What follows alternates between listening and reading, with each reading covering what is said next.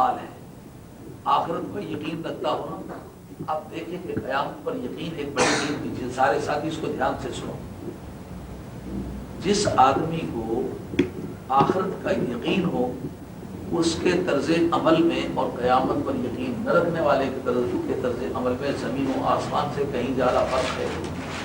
مثلا ایک بچہ ہے, وہ گھر سے 10 پاؤنڈ کا نوٹ چرا کے لے آیا ہے. اب اسے یقین ہے کہ میں گھر جانا ہے, تو پھر تو وہ آئے گا تو گھبرائے گا کہ غلطی کر کے لے آیا ہوں, واپس جاؤں تو اسے چپکے سے وہیں رکھ دوں. اگر اس کا یہ یقین پختہ نہیں ہے تو پھر وہ اس کو چرائے گا, کھائے گا, پیے گا. اسے اگر کوئی تنگ کرے گا تو میں اسپیشل کیئر والوں کے پاس چلے جاؤں گا, پولیس کو اطلاع کر دوں گا. جس کو باپ کے سامنے کھڑے ہو کر ایک حلالی بیٹے کی طرح جواب دینے کا یقین ہے, اس کے اعمال میں بدیاں جو ہیں وہ کھپتی نہیں ہیں. وہ گھبراتا ہے, وہ اپنے قدم کو سیدھا رکھتا ہے. جس اسٹوڈنٹ کو پتا ہو کہ مجھے استاد کے سامنے کھڑے ہو کر اپنے روزانہ کے ہوم ورک کے بارے میں جواب دینا پڑے گا. ماں روٹی آگے رکھتی ہے تو بیٹا روٹی نہیں کھا سکتا. کیا میں مجھے یہ ہوم ورک ہے, اسکول کا کام ہے, وہ بھی ماں پیار کرے کوئی بیٹے ہو جائے گا. نہیں بیٹے میں نہیں, اگر میں کھا لوں روٹی تو نیند آ جاتی ہے, میں پہلے کام کروں گا. اب وہ ماں بیچاری بڑا لذیذ کھانا پکا کے, بڑا مزیدار سالن گھر کر کے پاس آ کے بیٹھتی ہے, پیار بھی کرتی ہے, بیٹے کھا چلو تم کام کرو, میں تمہارے منہ میں ڈال جاتا. لیکن وہ کہتا ہے نہیں اماں میں اس وقت تک میں نہیں کھاتا جب تک میں کام نہ کر لوں. کیوں؟ اسے یقین یہ ہے کہ مجھے صبح ٹیچر کو ایک معقول سچائی پر مبنی عملی کام دکھلانا ہے. تو رات کو کھانا کھاتے وقت اس کے ہونٹ کھینچنے لگتے ہیں نا, اس کا ہاتھ کھینچنے لگتا ہے. لیکن اگر کوئی جائے جہنم میں پڑھنا کیا ہے, کل اسکول میں اگر 2-4 ٹیچر سنا دے گا تو کیا ہو جائے گا. زیادہ سے زیادہ اسکول سے نکالنے کے تو اسپیشل کیئر والوں کو پاس نہیں.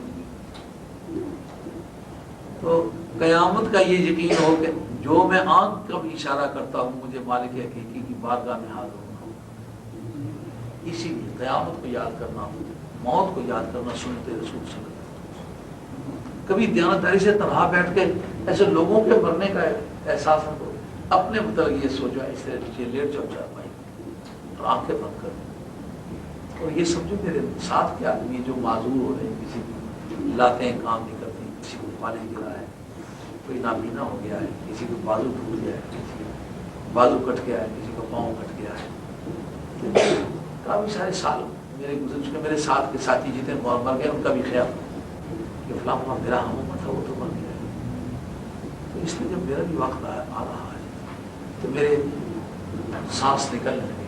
تو سانس کے نکلنے کا احساس کہ پاؤں کی طرف سے نکلنا شروع ہو گیا, گھٹنوں میں سے نکلنا شروع ہو گیا. آخری میرے سانس ہے, اس وقت میں توبہ کرنا چاہوں ہو جائے گی نہیں,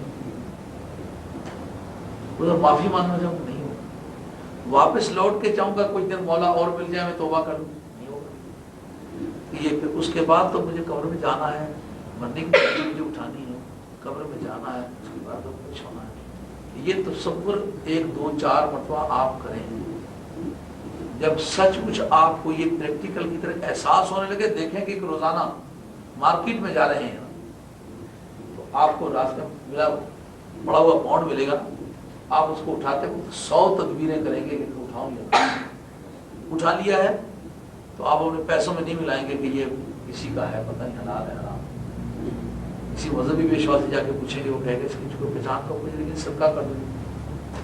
جس چیز کی تو پہچان کا ذریعہ ہو اس کا تو سال بھر انتظار کرنا ہوتا ہے اور اعلان کرنا ہوتا ہے. 10 درہم تک کی مالیت کا ہو تو سال تک اعلان کرو, پہچان کرنے والا پہچان کے لے لیں. لیکن اس کی کوئی پہچان نہیں ہے کس کا گرا ہے, یہ صدقہ کا دوبار ہے, وہ 1 پاؤنڈ ہے یا 1 لاکھ پاؤنڈ ہے, تم رکھ نہیں سکتے, کھا نہیں سکتے, استعمال نہیں کر سکتے, عطیہ نہیں کر سکتے. اس کو صرف ان مستحقوں پر خرچ کر سکتے ہیں جو صدقہ کا ہے. اب پہ کوئی بھی چیز آپ کہتے ہیں, آپ کا بھائی کے حصے میں سے 2-4 چیزیں فالتو آپ کو مل رہی ہیں, آپ کی سوچ میں آئے کہ مجھے تو حساب دینا ہے, میں تو خدا کی بارگاہ میں حاضر ہوں گا, تو یہ بھائی کی چیز میرے پر آ گئی ہے, یہ تو قیامت کے میدان میرا معاملہ خراب ہونے پر ہے. جیسے کہ حدیث میں اندر آتا ہے 7ویں زمین تک زمین کے ٹکڑے بیچ میں سے اوکر گئے, کاٹ کے تعویذ بنا کے آدمی کے گلے میں ڈال دیں گے، اور وہ 2 4 10 کی تعداد میں، لاکھوں کی تعداد میں ہوگی جن کے گلوں میں زمین کے تعویذ پڑے ہوئے ہیں، اور وہ کیا قوت نہیں حرکت کرنے کی۔ تو یہ کیا معاملہ ہے؟ انہوں نے کسی چالاکی کے ساتھ دوسرے کسی پارٹنر یا حصہ دار یا قریب کے پڑوسی یا کسی اجنبی آدمی کی زمین کسی طریقے سے ہتھیا لی تھی، مار لی تھی، قبضہ کر لیا تھا، تو اتنا حصہ پوری زمین کا زمین کی تہ تک کاٹ کے اس کے گلے میں ڈالا۔ جب تک باقیوں کا حساب ہوتا ہے یہ اس کے گلے میں رہے، تاکہ میدان حشر میں حاضر ہونے والوں کو اس کی اطلاع ہو جائے کہ اس نے زمین میں خیانت کی۔ اب جناب پھر زمیندار تو اگر ہل چلا رہا ہے تو کسی دوسرے کی زمین میں اس نے والے ماری ہیں، جس کو سیاڑ کہتے ہیں، تو اس سے بھی گھبرانے لگے گا کہ اس کی مٹی اٹھ کے میری زمین میں آ رہی ہے، اب پتہ نہیں اس کا کیا ہوگا۔ جا کے کہتے یار کل تیری زمین میں گیا تو اتفاق سے میرا حل میرے ہاتھ سے گر گیا تو تیری زمین میں لگا، مٹی اٹھ کے میری زمین میں آ گئی، پھر تو یہاں تک بھی پہنچے گا۔ کسی کا خوشہ بالی، جس کو سٹا کہتے ہو، سٹا توڑتے وقت، بالی توڑتے وقت بھی گھبرائے گا، یار یہ تو بیگانہ مال ہے۔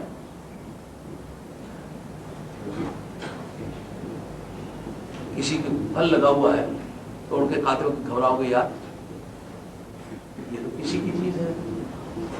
اب مسلمان ہونے کی حیثیت سے قیامت کا یقین ایک بڑی قیمتی چیز ہے۔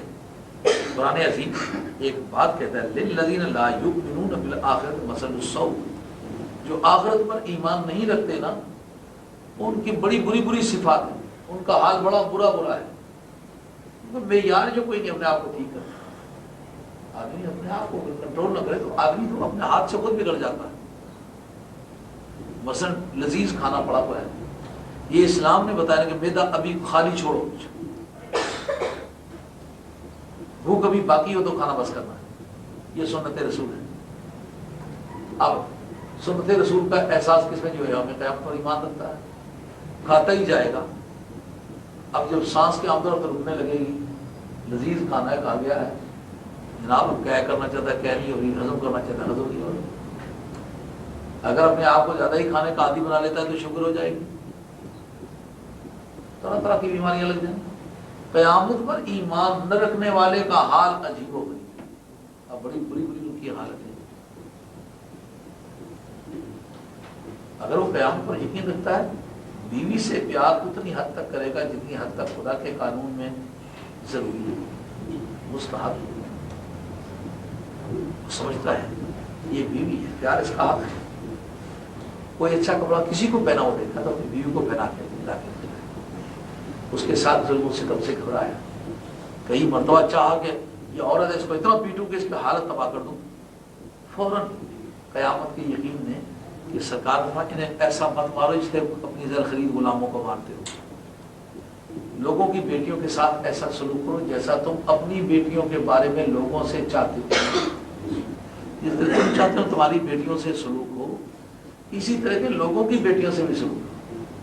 تم چاہتے ہو تمہاری بیٹی کسی کے گھر میں تو اس سے پیار سے رکھے، شرافت سے پیش آئے، جوڑے کی زندگی گزارے مگر تقدس کا لحاظ رکھے، بیوی کے طور پر اسے رکھے مگر میری پگڑی کا احساس کرے، میرے خاندان کو بے حرمتی کے کلمات سے یاد نہ کرے، کبھی ہم سے ملاقات کرے تو عزت سے ملے، ہماری بیٹی کو تانا نہ دے۔ اب اس کی زبان رکنے لگی ہے۔ سرکار ما احب لنفسی احب لغیرہ، مومن وہ ہوتا ہے جو اپنے لیے چیز پسند کرے دوسرے کے لیے بھی وہی پسند کرے، جو اسے اپنے لیے پسند نہ ہو دوسروں کے لیے پسند نہ کرے۔ خود اپنے تانے پسند کرتا ہے آدمی؟ نہیں کرتا۔ خود اپنے لیے گالیاں پسند کرتا ہے؟ نہیں کرتا۔ جب اسے یہ پتا ہے کہ وہ گالی مجھے دے تو میں خوش نہیں رہتا، پھر وہ اپنے سسر کو گالیاں نہیں دے گا، اپنی بیوی کو گالیاں دے گا تو سسر کو لگے گی نا، اپنی ساس کو گالیاں دے گا، بیوی حفاظت دے گا۔ تو جس وقت اس کو گالیوں کا خیال آیا، فوراً قیامت پر یقین نے اسے روک لیا کہ دوسروں کی بیٹیوں کو ایسی گالیاں مت دو اگر تمہاری بیٹی کو دی جائیں تو تمہیں اچھی نہ لگے۔ کون سا انسان ہے جو کہے میری بیٹی کو مجھے کوئی منہ پہ چھاٹا مارے مجھے اچھا لگتا، یا تم بیٹی مارا پتہ ہے بیٹی کیا چیز؟ خود اپنی بیٹی کے لیے تو گہری نظریں بھی قبول نہ کرے، دوسروں کی بیٹیوں کو جوتوں سے مارے، لاٹھیوں سے مارے، گالیاں دے، اٹھتے بیٹھتے تانے دے، تو قیامت پر یقین تو کچھ نہ ہوا. سمجھنا نہیں بات. دیکھا کیسے موڑ پر قرآن عظیم نے یہ بات دماغ میں ڈالی ہے. جو آخرت پر کا یقین نہیں رکھتے ان کی بڑی بری بری مثالیں ہیں، بڑی بری بری حالت ہے. آدمی جو قیامت پر یقین رکھتا ہے اس کی پھر حد ہے. اب مشرق مغربی ممالک میں بیگم سے اتنا پیار ہونے لگا اتنا خدا سے بھی نہیں ہوتا. اس کو معبود کی طرح پوجنے لگے. ماں بیچاری پاس کھڑی ہے، ماں کو کوئی پیار کا جملہ نہیں بولتا، کوئی پیار سے کپڑا لا کے نہیں دیتا.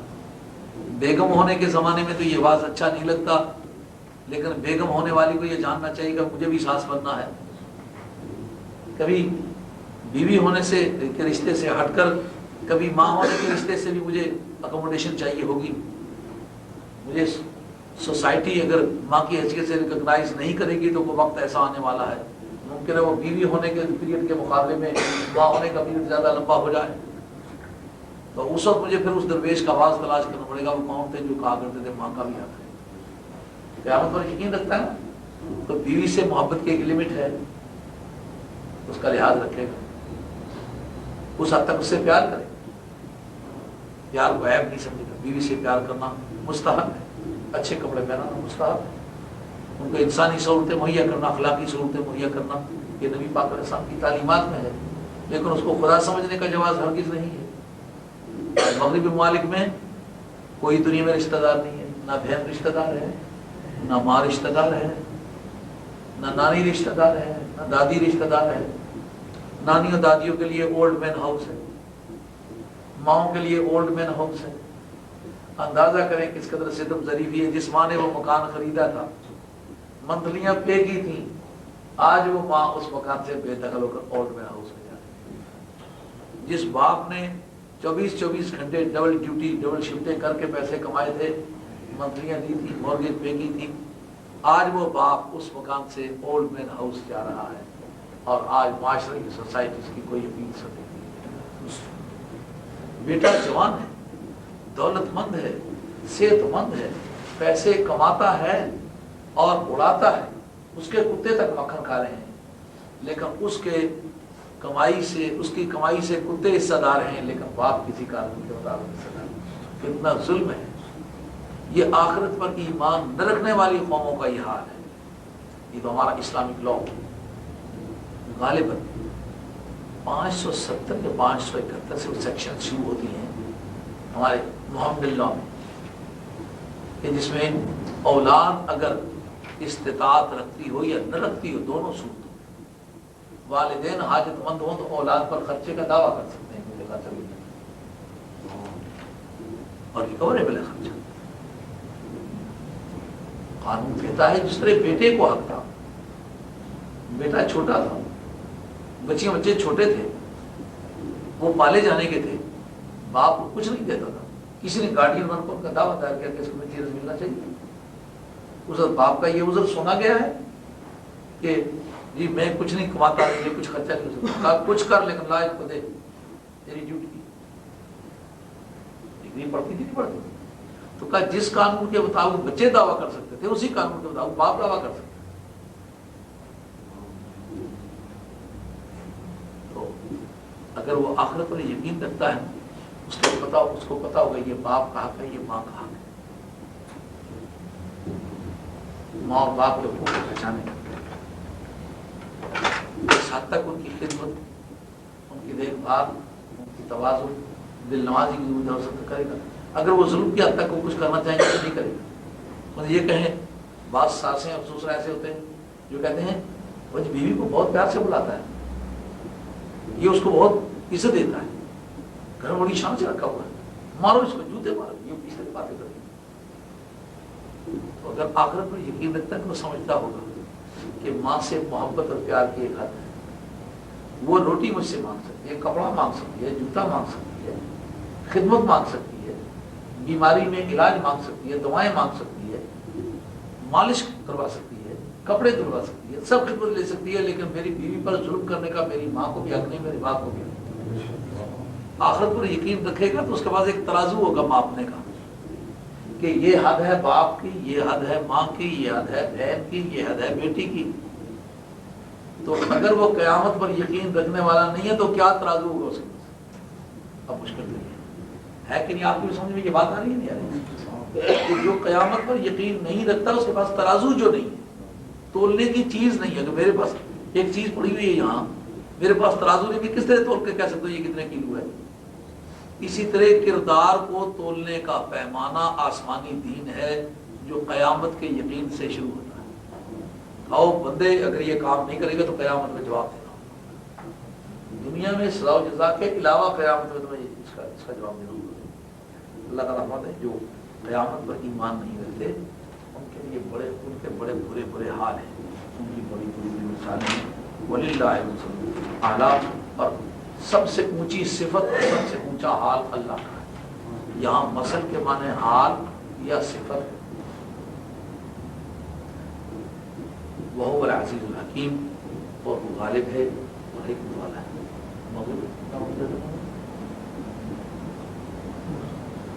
بارہ میں بڑی جلدی ہو رہی ہے. دیکھیے خاتمہ کس طرح کرتا ہے قرآن عظیم. قرآن عظیم کے بیان میں یہ ایک بڑی شاندار بات ہے. عرب کی تہذیب میں اور انشا پردازی میں ایک خاص قسم کی میتھڈالوجی آف رائٹنگ ہے کہ جس وقت کوئی فیصلہ لکھا گیا تو فیصلے کے آخر میں ایک توقیع ہوتی تھی.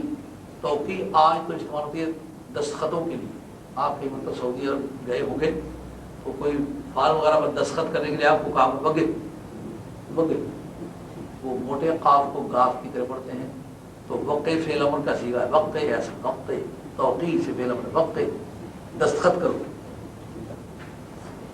سگنیچر کرو وقع کے.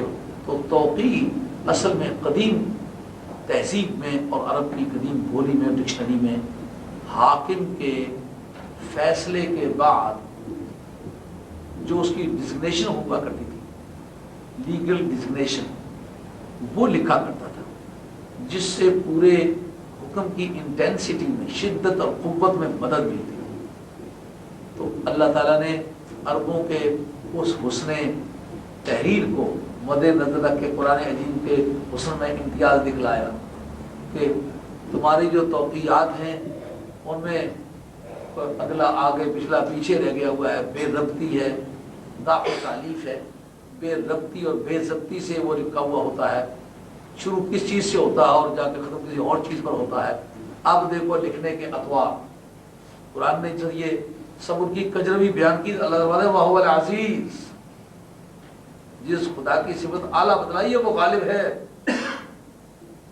اگر اس نے نمرود کو غرق کروانا چاہا تو مچھر کے ذریعے سے مروایا. اگر اس نے قوم نوح کو تباہ کرنا چاہا تو تنوری کو پانی ہو گیا. اور اگر فرعون کو ختم کرنا چاہا تو گھمایا لاؤ لشکر کے تیار کر دیا. ان کے ڈھانچوں کو کفن نصیب نہیں ہوا، دفن نصیب نہیں ہوا، مزارات قبریں نصیب نہیں. اگر قوم صالح کو چاہا تو ایسا تیس نیس کر کے رکھ دیا کہ چیخ نے ان کے جگر پھاڑ دی. ایسی چیخ پڑی کہ جگر پھٹ گئے، خواتین کے حمل جاتے رہے، سر پھٹ گئے، دماغ پھٹے اور آدمی جگہ تڑپتے ہوئے بھی رہتے. قوم ہود پر صالح علیہ السلام، حضرت ہود علیہ السلام کی قوم عاد پر ایسی آندھی چلی کہ انسانی اجزاء بکھرے پڑے گئے، دیکھے گئے ڈھانچے پڑے گئے. کہتا ہے کہ تم جس کجروی پر کار فرما ہو، جس طرز زندگی کو تم نے اپنا شعار بنا رکھا ہے، جو طرح زندگی تمہاری زندگی کا پرنسپل بن گیا ہے، اس پر چلنے والی سابقہ قوموں کا جو حشر ہوا ہے وہ دیکھ کے تمہیں عبرت پکڑنی چاہیے.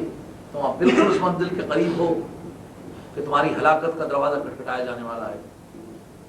سوچتے ہیں کب یہ بات ہوگی. اللہ فرماتا ہے وَهُوَ الْعَزِيزُ، خدا غالب ہے، جس وقت چاہے گا کرے گا. اب کیوں نہیں کرتا؟ الحکیم، اس میں کوئی مصلحت ہے، کوئی چانس دیتا ہے. کہ جو اس کے نظام معادلت کے جو اصول ہیں، جو جوڈیشل پرنسپل ہیں، وہ زخمی نہ ہوں، جو ایکویٹی آف لا ہے وہ زخمی نہ ہو، جو ایڈیکویسی آف لا ہے وہ زخمی نہ ہو۔ اللہ تعالیٰ نے لو یؤاخذ اللہ الناس بظلمہم ما ترک علیہا من دابہ، مجرم کی کجروی کی انتہا اس پر چل کے ہوتی ہے کہ جو جرم کرتا ہے تو اتنا اس کا سینہ سیاہ ہو جاتا ہے کہ وہ نڈر ہو جاتا ہے، کسی کو کوئی چھینپتا نہیں ہے کہ میں یہ گناہ کر رہا ہوں، مجھے سزا ملنے والی ہے، بلکہ وہ گناہ کا مبلغ بن جاتا ہے، گناہ کی تبلیغ کرتا ہے، کھاؤ پیو اڑاؤ بابر بیش کوش کے عالم دوبارہ نہیں، کھاؤ پیو اڑاؤ، کون سا زندگی میں دوبارہ دوسری مرتبہ آنا ہے، ایک ہی مرتبہ آنا ہے۔ عیاشی کے کلمے کو وہ ایک رہنما اصول بنا لیتا ہے، ڈائریکٹو پرنسپل، وہ سمجھتا ہے کہ یہ میرے گناہ جو ہیں زمانے کا قانون بن جائے، لوگ میرے طرز زندگی پر چلیں۔ جب اسے کہا جائے کہ توبہ کرو یہ بہت بری بات ہے، اس کا انجام برا ہوتا ہے، کہتے ہیں اللہ کے دکھلاؤ، اب آئے وہ عذاب جو بتلاتے۔ یہ وہ وقت ہوتا ہے جب کہ چند لمحے بعد انسان پکڑا جاتا ہے، آدمی کو توبہ کرنی چاہیے۔ فوراً یہ آل مکہ کے دماغ میں سوچ آئی، اگر ہم اتنے ہی برے ہیں تو اتنی دیر تک ہمیں چھوڑا ہوا کیوں ہے، ہمیں جلدی سے مار کیوں نہیں ڈالتا؟ 945 برس اس قوم نے نوح علیہ السلام کا بات سنا تھا، 945 برس کے بعد ہلاک ہوئے تھے، تمہارے کتنے سال گزرے؟ 12 برس کی زندگی یا 13 برس کی زندگی دیار پاک مکہ میں اعلان نبوت کے بعد گزری ہے، 12 یا 13 برس۔ تو 12 یا 13 برس کے زمانے تم آتے ہو کہ کئی عذاب آتے اور جاتے، 945 کے مقابلے میں 12 یا 13 برس کو کیا ریشو حاصل ہے، کیا تناسب بنتا ہے؟ مدتیں بیتا کرتی۔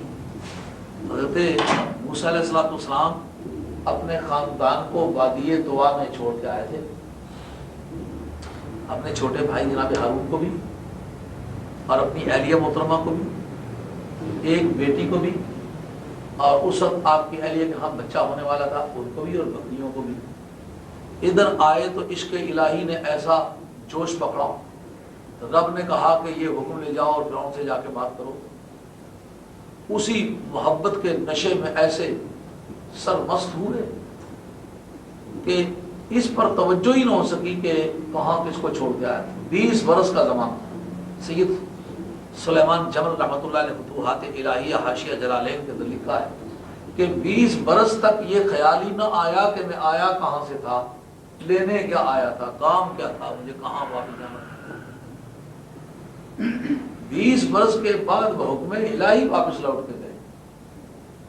تو 20 برس کے زمانے کے کئی جھٹکے میں گزرتے رہے۔ انبیاء علیہ السلام کا جو ذوق و مستی اور عشق و سرور کا جو دور ہوتا ہے، 945 برس کئی ہزار انسانوں کی عمریں ہیں، لیکن ایک مرد خدا نے اتنا دم رکھا کہ 945 برس ایک جھٹکے میں گزار کے پار ہو گیا۔ 945 برس کے بعد بدعا مانگی ہوئی۔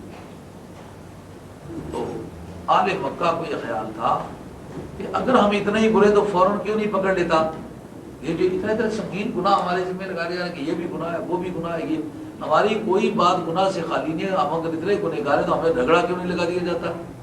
رب فرماتے ہیں کہ اگر میرا جو ڈیوٹی کیچر ہے اس کا یہی سلسلہ ہوتا ہے جیسے تم چاہ رہے ہو، تو پھر تو وہی کچھ ہو جاتا ہے جو تم مانگ رہے ہو، لیکن میرا نظام معدلت میری اپنی شان کے لائق ہے۔ لو یؤاخذ اللہ الناس بظلمہم، اگر اللہ تعالیٰ لوگوں کو ان کے ظلم کی وجہ سے پکڑتا تو ما ترک علیہا من دابۃ، تو پھر تو اتنا لوگوں نے جرائم کیے ہیں کہ وہ تو رہے، وہ جانور بھی باقی نہ رہتے، کوئی زمین پر چلنے والا باقی نہیں۔ لیکن اتنے گناہوں کے ہوتے ہوئے بھی وَلَٰكِن يُؤَخِّرُهُمْ إِلَىٰ أَجَلٍ مُّسَمًّى، اللہ تبارک تعالیٰ ایک وقت مقرر تک کے لیے انہیں مہلت دیتا ہے۔ خدا کا نظام معادلت ہے، جب پکڑنے کا وقت آتا ہے تو پکڑ لیتا ہے، مگر بہامہ وقت خدا کا پکڑنا، خدا کے اوصاف میں سے نہیں ہے، بہامہ وقت پکڑ نہیں۔ سبقت رحمتی علی غضبی، میری صفات میں मेरी रहमत को सबकत हासिल है मेरे गज़ब, मैं गज़ब कम फरमाता हूँ, रहमत ज्यादा। फरमाया फ़इज़ा जाअ अजलुहुम ला यस्तअख़िरून साअतन वला यस्तक़दिमून, लेकिन जिस वक्त फिर उनका वक्त आ गया ना, तो फिर 100 अपीलें करें फिर वो पोस्टपोन नहीं होगा, एडजर्न नहीं होगा। हमारे केसेस को एडजर्नमेंट की आदत नहीं, ना मुलतवी होता, ना उसके रिब्रीमेंट है, ना कोई उसकी एडजर्नमेंट है, ना उसकी कोई डेटें पड़ दी, बस आया तो गया। ला यस्तअख़िरून साअतन वला यस्तक़दिमून, उस डेट से आगे भी नहीं पढ़ सकते और पीछे भी। वयजअलून लिल्लाहि मा यकरहून, अल्लाह किस कदर बदबख्त हैं, खुदा के लिए वो चीज़ें बनाते हैं जो अपने लिए उन्हें पसंद है। फिर कुरान अजीम का मिजाज बयान देखिए कि मुशरिकीन ने फरिश्तों को खुदा की बेटियां कहा, और परवरदिगार आलम ने कितने मसाइल तय करने के बाद फिर उस अपने असली मकसद को फिर एक बार जाहिर किया। और अल्लाह ताला कहते हैं कि ये अल्लाह के लिए वो चीज़ें बनाते हैं जो खुद इन्हें अपने लिए पसंद नहीं है। वह तसिफ़ु अलसिनतुहुमुल कज़िबा अन्न लहुमुल हुस्ना, और उनकी ज़ुबानें झूठ बयान करती हैं कि जन्नत उनके लिए है। ये गुमराहों की ये बड़ी आदत रही है, कहता अव्वल तो क़यामत आती नहीं, क़यामत अगर आ भी गई तो फिर जन्नत हमारा हिस्सा है। कहता हमारा ताल्लुक आज भी हमें खाने पीने के लिए खुला देता है, फिर भी खुला देगा।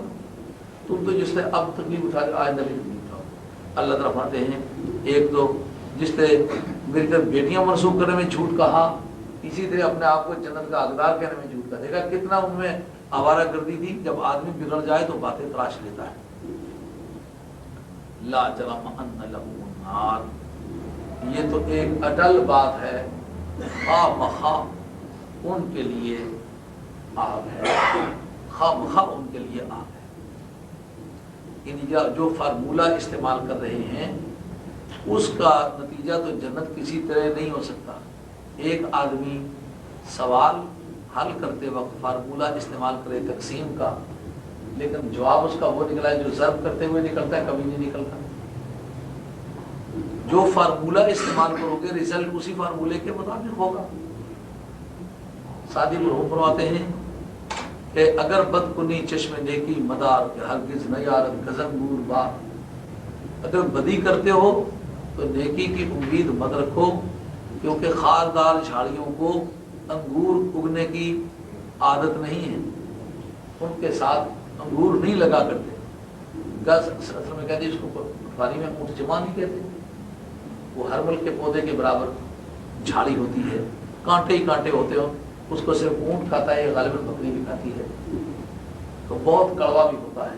कभी कभी लोग बच्चों को दवा के तौर पर वो ऐसे घोट के ना तो पानी की तरह बहुत कड़वा होता है, तो वो ख़वातीन की सोच है कि उनसे बड़े बच्चों को जो निकलते हैं ये नहीं निकलते, उसको गज कहते हैं फारसी। शादी में बुलाते हैं अगर बदकुनी चश्मे नेकी मदार हरगिज़ न यारत गज़न नूर बार, अगर बदी करते हो तो नेकी की उम्मीद मत रखो, कि अगर तुम खारदार झाड़ियाँ बोते हो तो फिर इससे अंगूर लगने के नहीं हैं।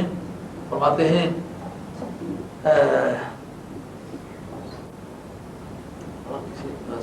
ने इसके साथ एक और भी शेर कहा कि गंदम सतानी वक्त दरो,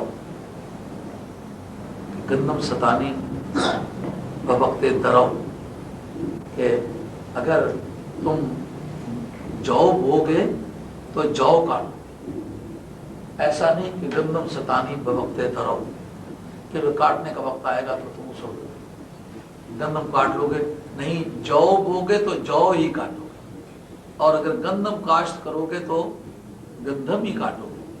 बदी करते हो तो उसका बदी का इंजाम किस तरह अच्छाई हो सकता है। अच्छा इंजाम तुम्हें तलाश है तो अच्छाई से जिंदगी गुजार। रब्बे करीम फरमाते हैं जो दुनिया का घटिया काम करते हो और उम्मीद जन्नत के रहे हो, कितने बेवकूफ हो। फरमाते हैं खामखा उनके लिए जहन्नम, क्योंकि फार्मूला जहन्नम वाला इस्तेमाल कर रहे हैं। अब मुझे भी और आपको भी जरूर गौर करना चाहिए, मैं और आप फार्मूला कौन सा इस्तेमाल करें। अगर फार्मूला दूसरे वाला इस्तेमाल कर रहे हैं तो कहते नहीं बन जाएगा काम, ये बेवकूफ़ी है और ये नहायत नादान लोगों की सोच है। खुदा का कानून अटल है, इसको समझो, उस पर वो अन्नम मुफरतून, और बिलाशुबा वो हद से गुजारे गए हुए इंसान है। अब वो लिमिट جہاں سے انسان کو واپس لوٹنے کی عادت ہے، یہ خدا کی رحمت کا حقدار بننے کی عادت ہے، وہاں سے یہ قوم آگے گزر چکی ہے۔ یہ ان کے ڈسیبلٹی چٹ ہے، یہ اب کنڈم کر دیے گئے، یہ کنڈمنیشن چٹ ان پر پروردگار عالم نے لگا دی۔ قوم محبوب کبریا، یہ حد سے گزر گئی ہوئی قوم۔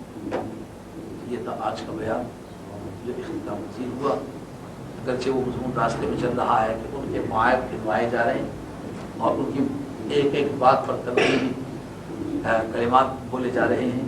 جو میں نے پہلے کہا تھا کہ شروع میں جو موٹے موٹے مضامین تھے، اب یہ توحید باری تعالیٰ اور قیامت کیونکہ قیامت کو اس نے اعمال میں اور اصلاح کردار میں بڑا دخل ہے، اس لیے ایک بڑا مبحث ہے اس صورت میں قیامت کا۔ یہ مضمون ابھی چل رہا ہے، اس لیے اس کا کوئی کنکلوژن نہیں دیا جا سکتا۔ کنکلوژن اسے دیا جا سکے گا جب وہ اینڈ پر جائے گا۔ تو اب اگر کسی دوست نے کوئی سوال کرنا ہے جو میرے اس مضمون سے متعلق ہے تو بڑی فراخ دلی سے اجازت ہے، آرام سوال کر سکتے ہیں۔ الرجیم بسم اللہ الرحمن الرحیم تاللہ لقد ارسلنا الى من قبلك فزين لهم الشيطان أعمالهم فهو وليهم اليوم ولهم عذاب أليم وما أنزلنا عليك الكتاب إلا لتبين لهم الذي اختلفوا فيه وهدى ورحمة لقوم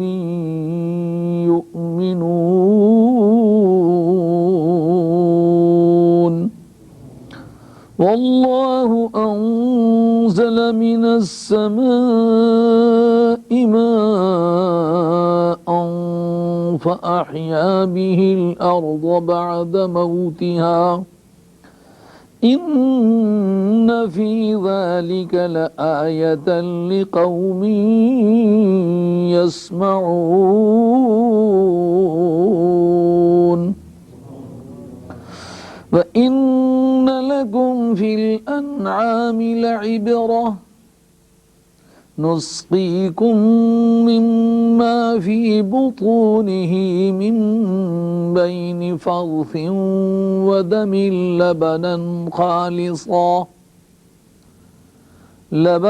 خالصا سائغا للشاربين ومن ثمرات النخيل والأعناب تتخذون منه سكرا ورزقا حسنا إن في ذلك لآية لقوم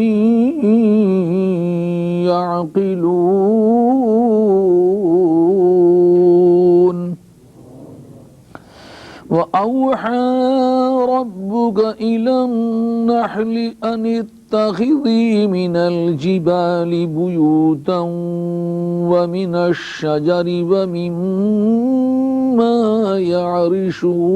يعرشون ثم كلي من كل الثمرات فاسلكي سبل ربك ذللا يخرج من بطونها شراب مختلف ألوانه فيه شفاء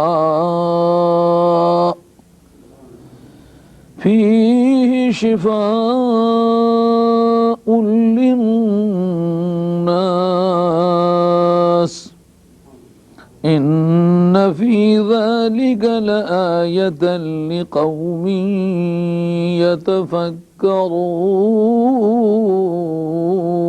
يتفكرون والله خلقكم ثم يتوفاكم ومنكم من يرد إلى أرذل العمر لكي لا يعلم بعد علم شيئا إن الله عليم قدير والله فضل بعضكم على بعض في الرزق فما الذي فضلوا براد رزقهم على ما ملكت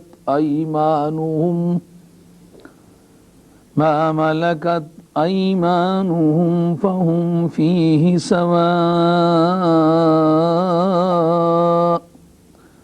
أفبنعمة الله يجحدون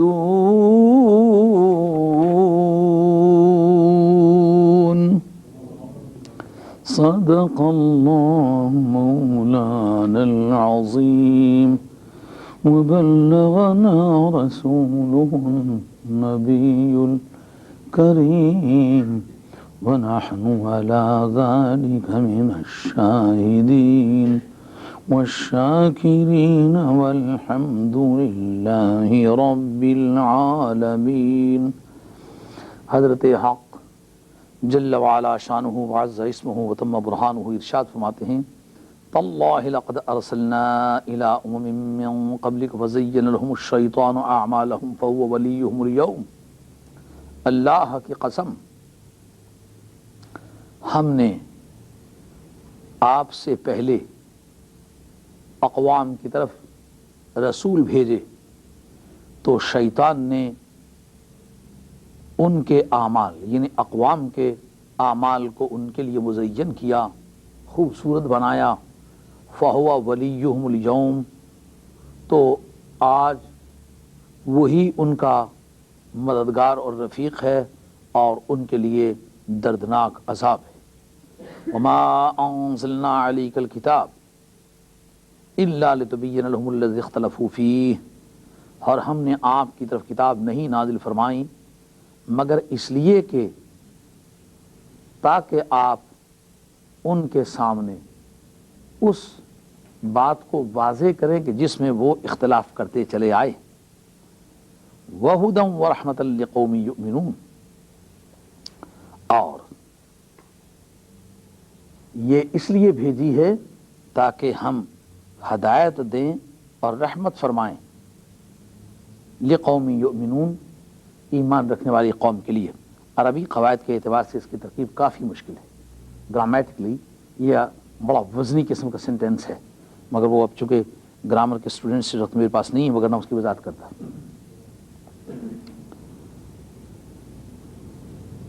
واللہ انزل من السماء ماء،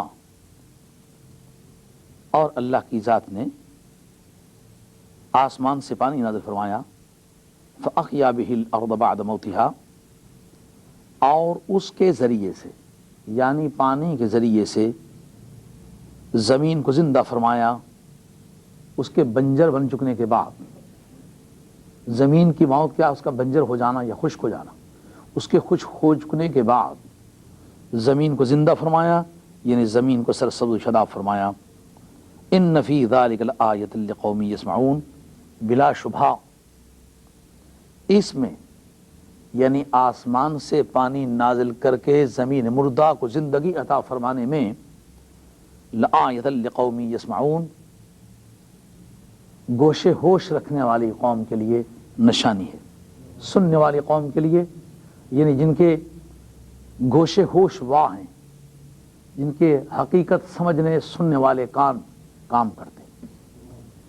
وَإِنَّ لَكُمْ فِي الْأَنْعَامِ لَعِبْرَةً، بلا شبہ آپ کے لیے چوپایوں میں چار پایوں میں ایک نصیحت ہے۔ انعام عربی قواعد میں گرامیٹکلی یہ مفرد ہے، سنگولر، لیکن یہ کلیکٹیو ناؤن کے طور پر استعمال ہوتا ہے، اس لیے دو اعتبار ہے، ایک لفظی اور ایک معنوی۔ معنی کے اعتبار سے یہ جمع ہے، لفظ کے اعتبار سے یہ واحد ہے، اس لیے پرسنل پروناؤن جب کوالیفائی کرے تو جمع کی ضمیر بھی آ سکتی ہے، پلورل نمبر بھی آ سکتا ہے اور سنگولر نمبر بھی آ سکتا ہے۔ نسقیکم مما فی بطونہ، نسقیکم ہم تمہیں پلاتے ہیں، اس میں سے جو اس کے پیٹ میں ہے. اب دیکھیں ہی کی ضمیر انعام کی طرف جا رہی ہے، لیکن یہ ہے واحد. کیوں واحد ہے؟ کہ انعام لفظی طور پر واحد ہے. مما فی بطونہ، اس چارپائے کے پیٹوں میں جو کچھ ہے اس میں سے تمہیں پلاتے ہیں. من بین فرث و دم، جو گوبر اور خون کے درمیان ہے. کیا؟ لبنن خالصا، خالص دودھ جس میں نہ گوبر کا کوئی دخل ہے نہ خون کا کوئی دخل ہے. صائغا للشاربین، جو تیزی کے ساتھ، آسانی کے ساتھ پینے والوں کی حلق سے اتر جانے والا ہے. وَمِن ثمرات النخیل والأعناب تتخذون منہ سکرا ورزقا حسنا. اور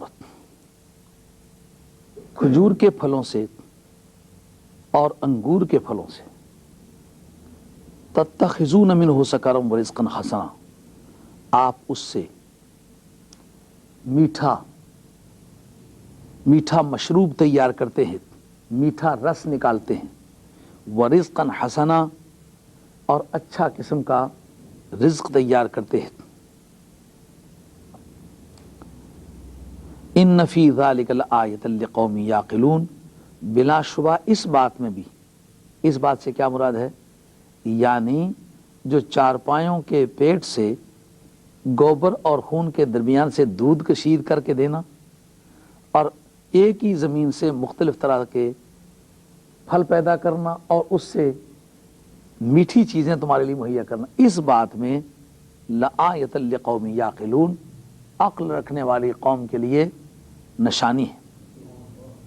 وَأَوْحَى رَبُّكَ إِلَى النَّحْلِ أَنِ اتَّخِذِي مِنَ الْجِبَالِ بُيُوتًا وَمِنَ الشَّجَرِ وَمِمَّا يَعْرِشُونَ. وَأَوْحَى رَبُّكَ، آپ کے پالنے والے نے شہد کی مکھی کی طرف وحی فرمائی، یعنی الہام فرمایا. اس کو ایک ایسی انسٹنکٹ، اس کی فطری روشنی اس کے مزاج میں رکھی.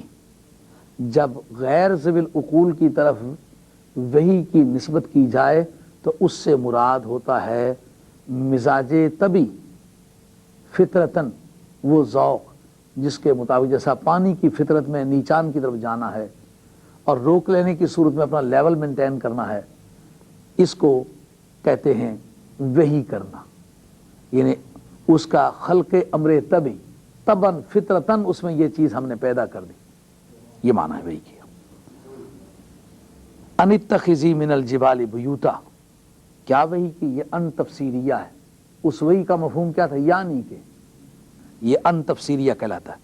تیرے پالنے والے نے شہد کی مکھی کی طرف وحی کی، یعنی یہ بات اس کی فطرت، اس کی سرشت، اس کی نیچر میں پیدا کر دی.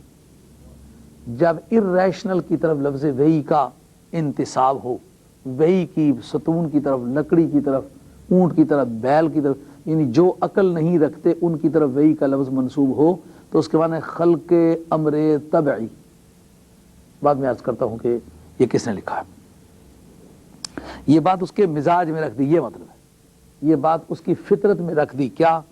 کہ اتخذی من الجبال بیوتا، کہ تو پہاڑوں سے اپنے گھر بنا، ومن الشجر، اور درختوں سے، ومما یعرشون، اور اس میں سے جو لوگ چھپر ڈالتے ہیں، یا بعض پہاڑی علاقوں میں چھپر بنا کے اس میں ایک مٹی کا برتن بناتے ہیں. تو مٹی کا برتن وہ ایک مٹکے کی طرح گول ہوتا ہے اور اس کے اندر چھوٹا سا سوراخ رکھتے ہیں اور اس کے اندر گڑ کی کوئی بھیلی لگاتے ہیں، جس کو گڑ کی روڑی کہتے ہیں، اس کو گڑ کی بھیلی کہتے ہیں. تو گڑ کی بھیلی کو اندر لگا دی تو گڑ کی مٹھاس کو محسوس کر کے شہد کی مکھیاں اندر چلی جاتی ہیں. دیکھیں کچھ مٹھاس تو پہلے سے ہے، وہاں وہ شہد بنانے لگ جاتی ہیں. اس کو ضلع ہزارے کی زبان میں ٹنڈور کہتے ہیں، پتہ نہیں اور کسی ملک کی زبان میں کیا کہتے ہوں گے، لیکن وہاں وہ دیکھیں وہ خود بناتے پھر شہد کی مکھیاں وہاں اکٹھی ہو جاتی ہیں. جب وہ بھر جاتا ہے نا مٹکا شہد سے تو اس شہد کی گرمی سے خود بھاگ کے چلی جاتی ہیں. یارشون کی تفسیر میں وہ چھپر مراد ہیں یا وہ چیزیں جو لوگ ان کے لیے خود بناتے ہیں. اللہ تعالیٰ نے شہد کی مکھی کی طرف وحی کی کہ اے مکھی تو پہاڑوں میں اپنا گھر بنا درختوں سے، اور اس میں سے جو لوگ عرش کہتے ہیں نا چھت کو، تو چھتیں جو لوگ بناتے ہیں، چھپر وغیرہ بناتے ہیں، برآمدے بناتے ہیں، ان میں تو اپنا گھر بنا۔ ثم کلی من کل الثمرات، پھر تو ہر طرح کے پھلوں میں سے کھا۔ یہ کل بمانے کثیر ہے، بہت سارے پھلوں سے کھا، کبھی کل کا لفظ کثرت کے معنی میں استعمال ہوتا ہے۔ فَاسْلُكِي سُبُلَ رَبِّكِ ذُلُلًا، اور تو اپنے رب کے راستوں پر جو کہ مسخر کیے گئے ہیں، جو کہ مطیع کر دیے گئے، ان راستوں پر تو چل۔ یخرج من بطونها شراب، ان کے پیٹوں سے یعنی شہد کی مکھیوں کے پیٹوں سے نکلتی ہے ایک مشروب، ایک لیکوڈ، ایک ڈرنک، مختلف الوانہ، جس کے رنگ مختلف ہیں، فی شفاء للناس، جس کے اندر لوگوں کے لیے شفا موجود ہے۔ ان فی ذالک لآیہ، اس بات میں بھی لوگوں کے لیے نشانی ہے، لقوم یتفکرون، سوچ بچار رکھنے والی قوم کے لیے۔ واللہ خلقکم، اللہ نے تمہیں پیدا کیا ہے، ثم یتوفاکم، پھر وہ تمہیں مارے گا، ومنکم من، تم میں سے کچھ ایسے ہیں کہ یرد الی ارذل الامور، جو نہایت رذیل اور گھٹیا عمر کی طرف لٹائے جاتے ہیں، لکی لا یعلم بعد علم شیئا، تاکہ علم کے بعد وہ کچھ نہ جان سکیں۔ ان اللہ علیم قدیر، بلا شبہ اللہ علم رکھنے والا ہے اور قدرت رکھنے والا ہے۔ یہ اس سے جو اگلی آیت ہے وہ میں اپنے اسی ذوق میں پڑھ گیا ہوں۔ وہ جیسا رومی رحمۃ اللہ علیہ تبریزی کی بارگاہ میں جا رہے تھے، اپنے شیخ کی بارگاہ میں، تو جو اپنے شیخ کے شہر کی طرف منہ کر کے چلے نا، تو ایسا ذوق آ گیا کہ شہر تبریز سے آگے نکلنے لگے۔ تو اگلی جگہ دیکھی کچھ تھوڑا سا ہوش آئی، تو اپنے ساتھی سے کہتے ہیں سار بانا بار بخشا زشتراں، شہر مابو بست کوئے دل براں۔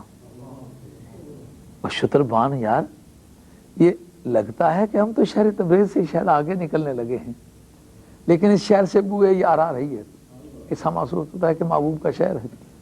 کبھی ذوق میں آدمی کو احساس منزل نہیں بھی رہتا۔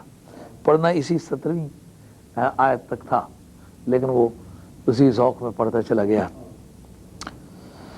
ہائے ہائے ہائے ہائے ہائے، اے درد غم یار تو آباد رہے، اے درد غم یار تو آباد رہے، رہنے دے میری زندگی برباد رہے تو برباد رہے۔ کاروان عشق و مستی منزل سے بعض وقت بیگانہ ہو جاتا ہے۔ اللہ کریم فرماتے ہیں تاللہ لقد ارسلنا الی امم من قبلک فزین لهم الشیطان اعمالهم۔ اے محبوب کبریا صلی اللہ تعالی علیہ وسلم، آپ کو رسول ہونے کی حیثیت سے جو تلخیاں پہنچی ہیں وہ نئی نہیں ہیں، انپریسیڈنٹڈ نہیں ہیں۔ اس سے پیشتر انسانوں نے سابقہ انبیاء و مرسلین علیہم الصلاۃ والتسلیمات کے مقابلے میں اسی طرح کی بدروی کا مظاہرہ پہلے بار بار کیا ہوا ہے، یہ نئی بات نہیں۔ کیا مطلب؟ اے میرے محبوب تو بھی اپنی زندگی کو سابقہ نبیوں کی زندگی پر قیاس کر، اور یہ بھی اپنی زندگیوں کو سابقہ کفار کی زندگیوں پر قیاس کرے۔ قانون قیاس یعنی نئے ڈیسیجنز کے لیے پرانے فیصلوں کو نظیر بنا کے اس پر نئے فیصلوں کی بنیاد رکھنا، یہ قرآن عظیم کی ایک جنرل روح ہے۔ بات سمجھ آ رہی ہے؟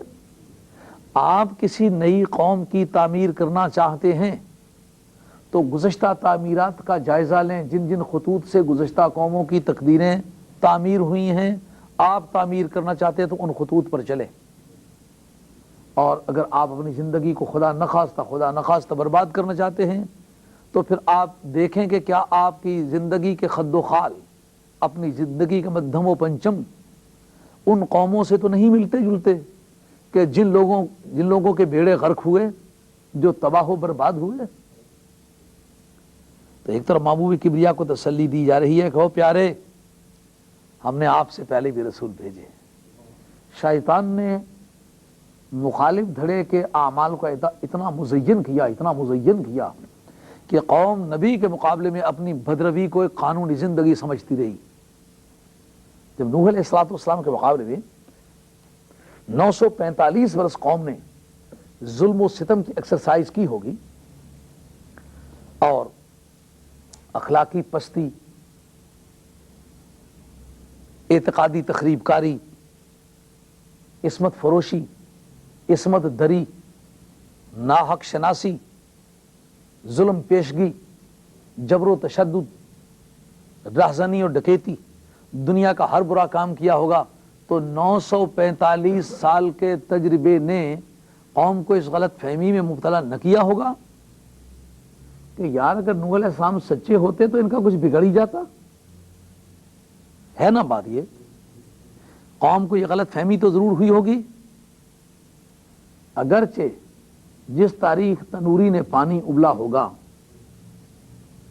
اور وہ پوری روئے زمین پر چھا گیا ہوگا اور 945 برس بغلیں بچانے والی قوم کی لاشیں پانی میں تیرتی نظر آئی ہوں گی، اور پانی خشک ہونے پر وہ لاشیں کتے بھی زندہ نہ رہے ہوئے ہوں گے جو ان لاشوں کو کھا لیتے، اس وقت تو جو ماننے والے تھے ان کو بڑی تسکین ہوئی ہوگی، لیکن ان کروڑوں انسانوں کا تو خاتمہ ہو گیا جو 945 برس نبی کے مقابلے میں صف آرا رہے۔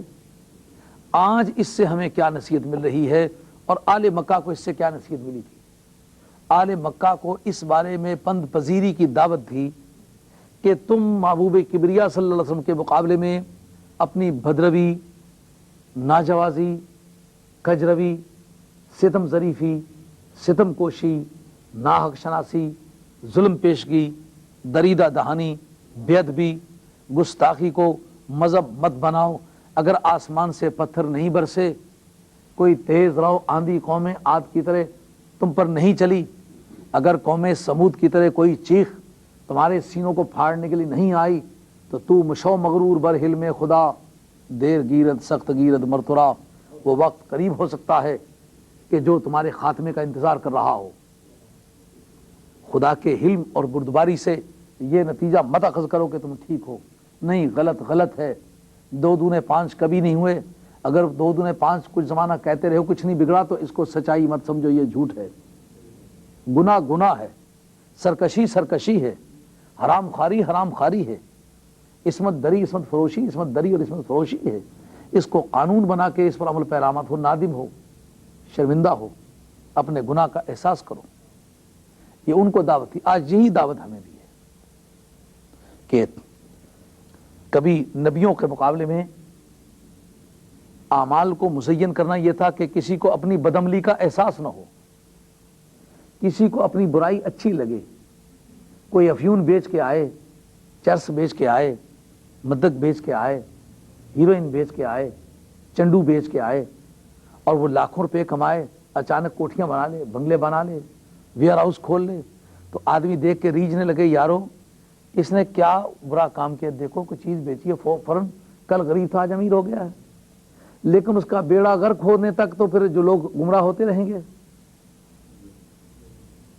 لوگوں کی جیبیں کاٹتا ہے اور جھوٹی قسم کے بیوپار کرتا ہے، ہزاروں طرح کے بلیک مارکیٹنگ کرتا ہے، سمگلنگ کرتا ہے، اپنے ملک سے دھوکہ کرتا ہے، دوسرے ملک سے دھوکہ کرتا ہے، 100 طرح کی برائیاں کرتا ہے، لیکن سب کچھ کر چکنے کے بعد پھر یہ لوگ جب دیکھتے ہیں کہ یہ چلتا پھرتا، اچھی پینٹ پہنے ہوئے ہے، اچھا کوٹ پہنے ہوئے ہے، اچھی کار لیے ہوئے ہے، اچھی دکان چل رہی ہے، اچھا ویئر ہاؤس چل رہا ہے، ملک کے اندر بڑی رزق کی ریلم پیل ہے، ملک کے باہر بڑی رزق کی رسلنگ کر رہا ہے، تو یہ بڑا امیر آدمی بن گیا، اس کے حالات تو بڑے اچھے ہیں، کچھ نہیں خراب ہوا۔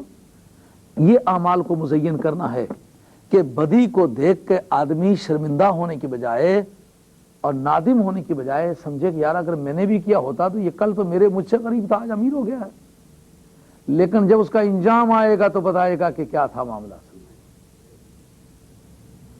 اعمال کا शैतान के हाथों मुज़य्यन हो जाना ये माने लगता है कि बदी फलने फूलने लगी, तरक्की करने लगी, बदी के नताइज माशरे और सोसाइटी पर बड़े खुशगवार तौर पर नजर आने लगे। आदमी समझा कि ये तो बड़ी नेकी की बात है, बदी होती तो फिर कभी का ये इसका खात्मा हो गया होता।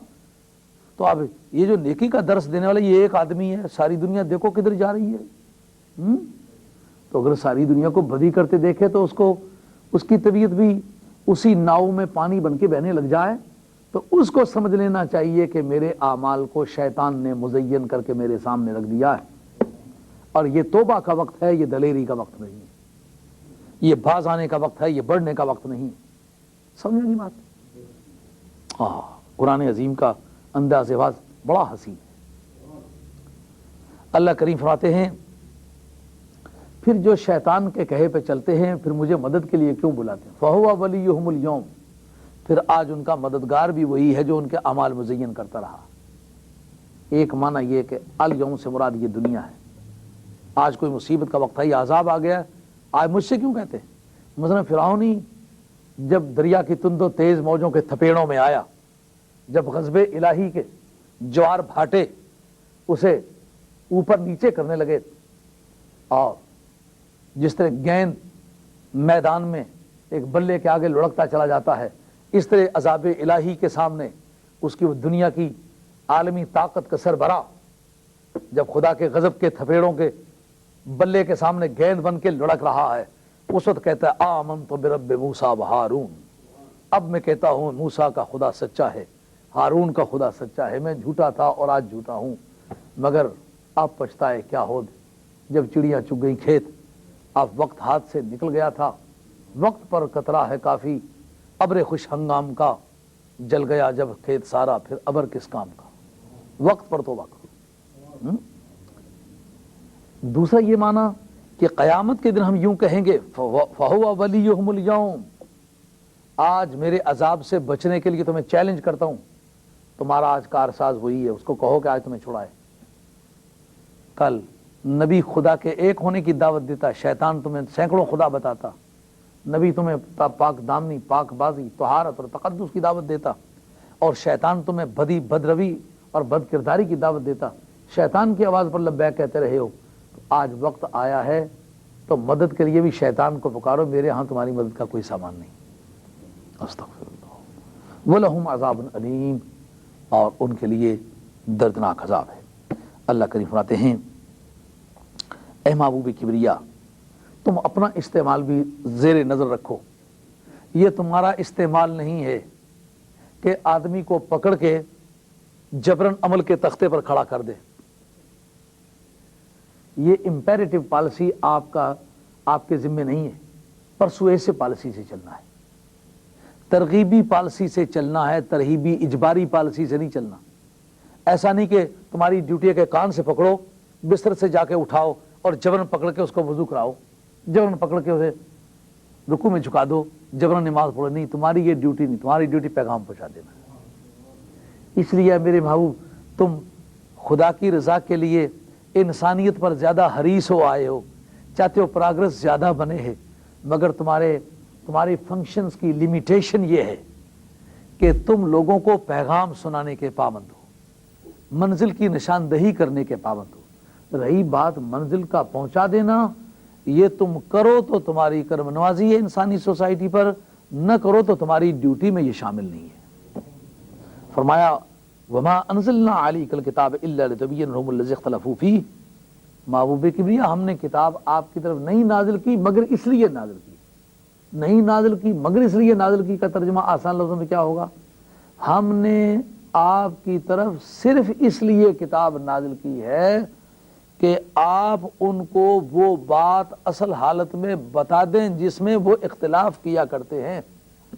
समझ बात? एक कहता है हक इधर है, दूसरा कहता है हक उधर है। एक कहता है कि हारून अलैहिस्सलाम जो है ये खुदा है, दूसरा कहता है ईसा अलैहिस्सलाम खुदा है, तीसरा कहता है मरियम भी खुदा है, चौथा कहता है जनाब पत्थर खुदा है, पांचवा कहता है फरिश्ते खुदा है, छठा कहता है ये दरिया खुदा है, सातवां आठवां कहता है गाय खुदा है, एक कहता है बछड़ा खुदा है, एक कहता है पीपल खुदा है, एक कहता है वुड गार्ड खुदा है, एक कहता है अपोलो देवता खुदा है।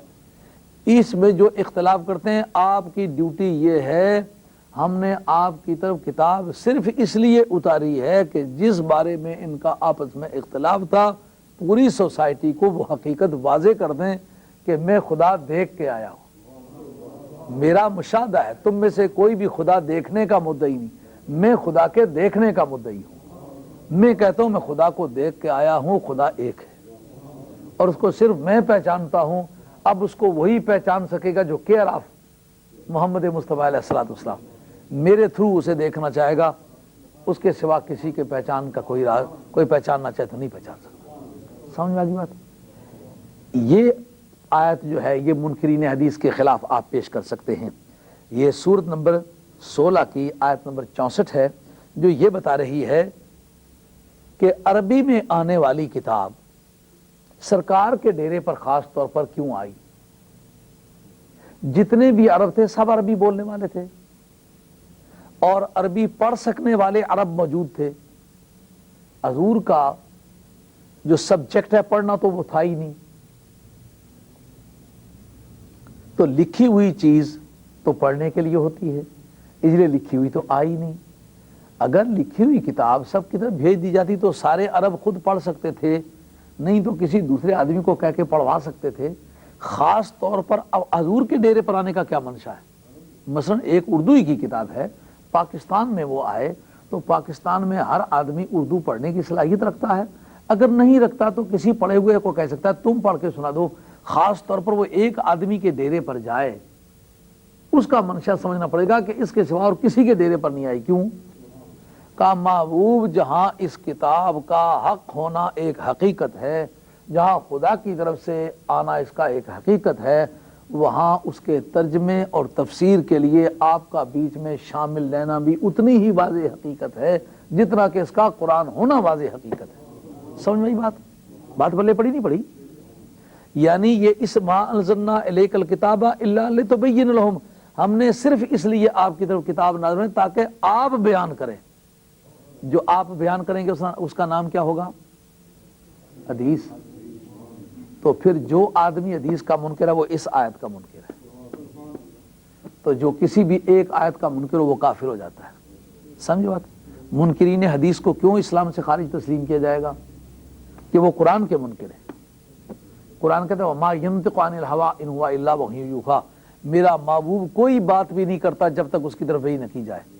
اس لیے اسلامی عقیدہ یہ ہے کہ نبی پاک علیہ الصلوۃ والسلام کی جو پرائیویٹ باتیں ہیں وہ بھی نبی پاک علیہ الصلوۃ والسلام کی وحی الہی ہے۔ تو جو ایک وحی کا قائل ہو دوسرے وحی کا منکر ہو تو وحی کا منکر تو ہے۔ اَفَتُؤْمِنُونَ بِبَعْضِ الْكِتَابِ وَتَكْفُرُونَ بِبَعْضٍ، یہ بھی کفریات کی ایک قسم ہے۔ اچھی طرح سے متوجہ کر سنو، یہ بھی کفریات میں سے ایک کفر کی قسم ہے۔ کیا؟ کہ بعض کتاب کے کچھ حصے پر ایمان لینا اور کچھ پر نہ ایمان لانا، مان لینا لیکن کچھ کو نہ ماننا، اس کی زد میں آئے گا یہ بات۔ منکر حدیث جو حدیث کا ٹوٹلی منکر ہے وہ مسلمان نہیں تسلیم ہوگا، اس لیے کہ قرآن کہتا ہے ہم نے صرف اس لیے آپ کی طرف کتاب نازل فرمائی ہے تاکہ آپ لوگوں کو بتائیں۔ تو جو آدمی قرآن مجید کے سمجھنے کے لیے سرکار کی ضرورت کو محسوس نہیں کرتا، معلوم ہوتا ہے کہ قرآن مجید کے نزول کے منشا کا منکر ہے۔ قرآن تو اتارا ہی اس لیے گیا ہے عربی، لیکن ہر عربی اپنی مرضی کے مطابق پھر اس کا ترجمہ کرے گا؟ نہیں، عربی ہو کر مرضی تیری ہوگی، جو تو ترجمہ کرے گا وہ ترجمہ ہوگا، جو تو تفسیر کرے گا وہ تفسیر ہوگی، جس لفظ کے معنی جو تو کر دے گا وہی معنی اس کے تسلیم ہوگا۔ سمجھا جی بات؟ اللہ کریم فرماتے ہیں یہ ہدایت بھی ہے، رحمت بھی ہے ایمان رکھنے والے قوم کے لیے۔ یہ ہدن اور رحمتن جو ہے اس کا عطف جو ہے لتبینہ کے محل پر ہے۔ اب عربی قواعد کا جاننے والا آدمی اس میں آئے نا، اس کے محل پر عطف ہونے کا یہ معنی بنتا ہے کہ قرآن مجید میں جو ہدایت ہے وہ اگر ملے گی تو صرف اسی کو ملے گی جو کیئر آف محمد مصطفیٰ علیہ السلام آئے گا، اور جو اس کے اندر رحمت ہے وہ بھی اسی کو ملے گی جو تیری معرفت آئے گا، جو تجھے بیچ میں سے نکال کے آنا چاہے اس بارگاہ میں اس کی کوئی گنجائش نہیں۔ بخدا خدا کا یہی ہے در، نہیں اور کوئی مفر مقر، جو وہاں سے ہو یہیں آ کے ہو، جو یہاں نہیں تو وہاں نہیں۔ لا ورب العرش، جس کو جو ملا ان سے ملا۔ اعلیٰ فاضل ذریف فرماتے ہیں لا ورب العرش، جس کو جو ملا ان سے ملا، بٹتی ہے کونین میں نعمت رسول اللہ کی۔ گرمی قیامت میں جتنے بھی انعامات ہوں گے سرکار کی معرفت ہوگی۔ جو فیصلے کا آخری فیصلے کے دن ہے، اس دن یہ ساری حقیقتیں واضح ہو جائیں گی۔ ہماری یہ تحقیق ہے الحمدللہ کہ قیامت کے میدان میں کوئی نعمت پروردگار جو جنت کے نام سے ہے، جنت کی نعمتوں کے نام سے ہے، خدا کی رحمت کے نام سے ہے، خدا کی مغفرت کے نام سے ہے، خدا کے فضل کے نام سے ہے، وہ کہہ رہا محمد مصطفیٰ علیہ السلام لا ورب العرش، جس کو جو ملا ان سے ملا، بٹتی ہے کونین میں نعمت رسول اللہ کی۔ واللہ انزل من السماء ماء فاحیا به الارض۔ چونکہ یہ گفتگو ان سے ہو رہی تھی جو قیامت کے منکر تھے، جو کہتے تھے مر کے جینا ہماری سمجھ میں نہیں آتا، اس لیے مالک الملک ان تمام دلائل کو جو ریوائیول کے بارے میں ہیں، دوبارہ زندہ ہونے کے بارے میں ہیں، ان کو دہراتا ہے کہ ایک بات، ایک فارمولہ کسی اسٹوڈنٹ کو آج سمجھایا، اس کی سمجھ میں نہیں آیا، 4-6 دن اس کو کوچنگ دینے کے بعد، اس کو ٹیچنگ فراہم کرنے کے بعد پھر وہ فارمولہ دہرایا کہ اب اس کی کیپیسٹی، اب اس کی ایفیشنسی پہلے کے مقابلے میں ڈیولپ ہو چکی ہے، آگے یہ بڑھ چکا ہے، اب پھر اس پر وہ فارمولہ دہراؤ۔ اس ضابطے کے مطابق پروردگار کہتے ہیں واللہ انزل من السماء ماء، اللہ ہی نے آسمان سے پانی نازل کیا ہے، یعنی پانی کشش جرے ثقیل، ثقالت تو اس میں ہے، تو ثقیل چیز کو تو نیچے آنے کی عادت، اوپر کس طرح کسی نے سنبھالے رکھا ہے؟ جب بارش برستی ہے تو ٹنوں کے حساب سے برستی ہے۔ آدمی حیران ہوتا ہے کہ یہ برسنے سے پہلے تک وزن تو اس کے اندر رہا ہے، کشش جرے ثقیل نے اسے روکا کیوں نہیں؟ یہ خدا کی حکمت ہے۔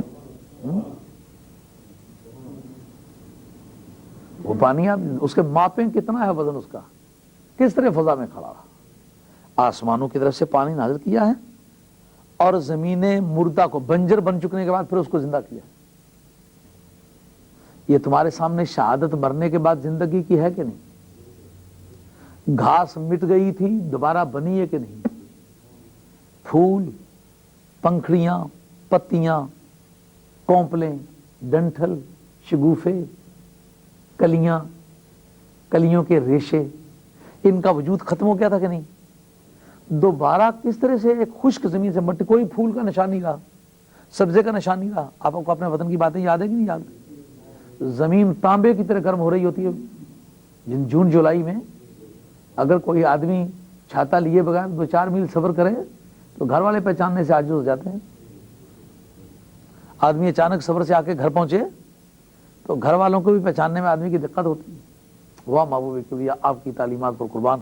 سرکار نے فرمایا کو آدمی سفر پر جائے تو گھر جانے سے پہلے اسے مسجد میں جانا چاہیے۔ کیوں بھائی؟ کہا وضو تازہ کرے، نفل 2 پڑھے۔ یہ سفر سے واپس آنے کے بعد برکت کا ذریعہ ہوگا۔ گھر جائے گا، گھر میں برکت جائے گی، لیکن مصلحت کیا ہے کہ ممکن اسی گرم سیدھا ہی گھر میں جائے تو اتنی گرمی کی حالت میں ممکن گھر والوں سے لڑ پڑے۔ گھر والوں کو کچھ قصور نہیں، تکلیف خود کو ہے، لیکن گھر والوں سے لڑائی شروع ہو گئی ہے۔ دوسرا یہ ہے کہ ممکن ہے گھر والے دیکھ کے اتنے وحشت زدہ ہو جائیں، پھر زندگی میں 100 مرتبہ بھی وہ دولہا بن کے آئے، گھر والے نہ قبول کریں۔ تو آئے گا جو گرد سفر ہوگی ذرا اسے جھاڑے گا، وضو تازہ کرے گا، تازہ دم ہو جائے گا، کچھ اللہ اللہ کرے گا، چہرے پر نور آئے گا، برکت آئے گی، کچھ ریسٹ کر جائے گا، کچھ سفر کی گرمی کم ہو جائے گی۔ گھر جائے گا تو آدمی کی طور پر نارمل ہوگا، نہیں تو پہلے تو آگ کا پتلا بنا ہوا ہے، اسی حالت میں گھر جائے نہ جانے کیا کر ڈالے۔ تو یہ بات آپ دیکھتے ہیں جس ملک میں اتنی گرمی ہوتی ہے، جیکب آباد کا رہنے والا اس سے پوچھو جون جولائی کسے کہتے، ملتان کا رہنے والا اس سے ترجمہ پوچھو جون جولائی کسے کہتے۔ اللہ حافظ دلی میں ہم لوگ ہوا کرتے تھے تو دوپہر سے پہلے یہ اب تو سنا ہے وہاں عمارتیں بن گئی ہیں، لیکن دلی کی شاہی مسجد کے سامنے قلعے تک یہ درمیان میں کسی زمانے میں تاریخ بتاتی ہے کہ شاہی خاندان کے محلات پہ بلڈوزر لگا کے ان کو زمین سے ہموار کر دیا گیا تھا، یعنی مسلمانوں کے تاریخی نشانات کو ختم کر دیا گیا تھا۔ تو وہاں اس وقت ہم نے باغ ہی دیکھے، باغ بنے ہوئے تھے اور اس میں کالی مرچوں کے پودے پیڑ لگے ہوئے تھے۔ صوفی سرمد صاحب رحمۃ اللہ کا مزار شاہی مسجد کے سامنے تھا، تو ان میں پانی تقریباً فٹ پانی باغوں میں کھڑا کر دیا جاتا تھا، لیکن دوپہر تک مکمل طور پر وہ پانی خشک ہو جاتا اور اس کے بعد وہ زمین گرم ہونے لگتی تھی، اتنی گرمی ہوا کرتی۔ تو زمین جب مکمل طور پر وہ ساری سبزیاں ہضم کر جاتی، کوئی نشان باقی نہیں رہتا، اس سے دوبارہ گھاس پیدا کرنے والا پھول، پنگڑیاں، پتیاں، کونپل، ڈنٹلیں، پیڑ، درخت، کونپل، شگوفے، ڈنٹل کون پیدا کرتا ہے؟ کہا جس نے یہ تمہارے سامنے اپنی قدرت کے کرشمے دکھلائے ہیں وہ تمہیں دوبارہ نہیں بنا سکتا، یہ بھری کائنات بنا سکتا، تمہیں نہیں بنا سکتا۔ تم اپنے آپ کو اتنا پیچیدہ بات کیوں سمجھ بیٹھے ہو؟ ایک آدمی کے بنانے کے مقابلے میں ایک جو گھاس کی پتی ہے، بتاؤ اس میں کم حکمت خرچ ہوتی ہے؟ گھاس کی پتی کے جو ریشے ہیں، اس پھول کے ریشے کیا کہنے، تیرے عشق کے دھارے چھوٹے ہیں، اس پھول کے ریشے کیا کہنے، تیرے عشق کے دھارے چھوٹے ہیں، اور یہ کلیاں جو پھول بنی ہیں دل کے چھالے پھوٹے۔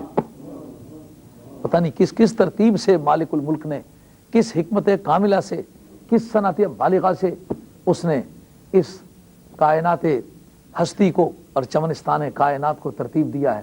تو جو اتنے بڑے سنسار کو بنا سکتا ہے، تم کیا ایک چڑیا جی تھی تمہاری جان ہے؟ یہ آل مکہ کو واس تھا کہ سنبھلو سنبھلو اور پھر سنبھلو، دیکھو ہر موسم کی آتی بہاریں مرنے کے بعد زندگی کی شہادت دیتی، اور تمہارے سامنے اٹھنے والے جنازے اس بات کے گواہ بنتے ہیں کہ تم نے بھی ایک دن مرنا ہے۔ دشمن مرے تے خوشی نہ کریے، سجنا بھی ٹر جانا، دیگر اتے دیو محمد اوڑک نو ڈب جانا، لکھ ہزار بہار حسن دی، خاکو وچ سمانی، لا پریت محمد بخشا جگ وچ رہی کہانی۔ تمہارے سامنے روزانہ بادشاہوں کے تکے بوٹیاں اکٹھے ہو کے میت کے لیے بھی نشانات محض مفروضے ہی رہ جانا، یہ تھوڑی عبرت پذیری کی بات ہے؟ بادشاہوں کے جنازے فضا میں پھرنا اور زمین پر قبر کی جگہ بھی ملنے کے لیے دقتیں ہونا، کبھی ایک حکومت سے بھیک مانگنا، یارو اس جہاں اترنے دو۔ لوگ کہتے ہیں نہیں، سیاسی مزاحمت اتنی ہے کہ تمہاری قبر کے لیے جگہ دینے میں کی گنجائش نہیں بنتی، خدا کی زمین تنگ ہو گئی ہے، ٹنوں کے حساب سے سونا ہے مگر قبر کے لیے جگہ نہیں مل رہی۔ یہ عبرت کے لیے تھوڑی بات ہے؟ جن کے نام کے نعرے لگیں اور ملک میں دھومیں مچیں، لوگ تلواریں لے لے کے، گولیاں لے لے کے ان پر جانیں قربان کرنے کے لیے تیار ہوں، پھانسی لگ جائیں کوئی اف تک نہ کرے، یہ نصیحت کے لیے کافی نہیں ہے؟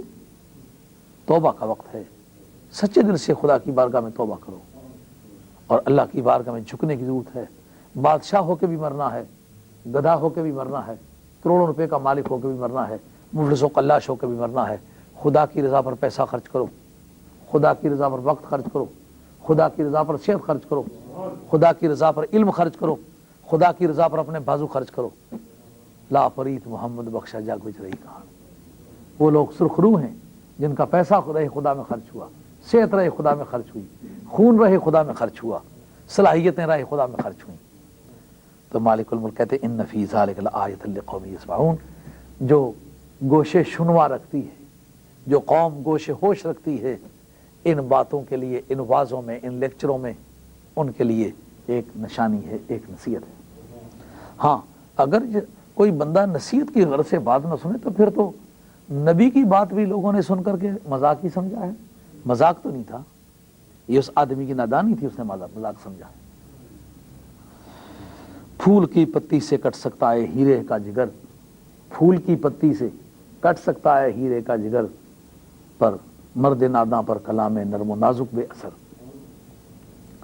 ہیں ساز پہ موقوف نواہائے جگر سوز، ہیں ساز پہ موقوف نواہائے جگر سوز، ڈھیلے ہوں اگر تار تو بیکار ہے مضراب۔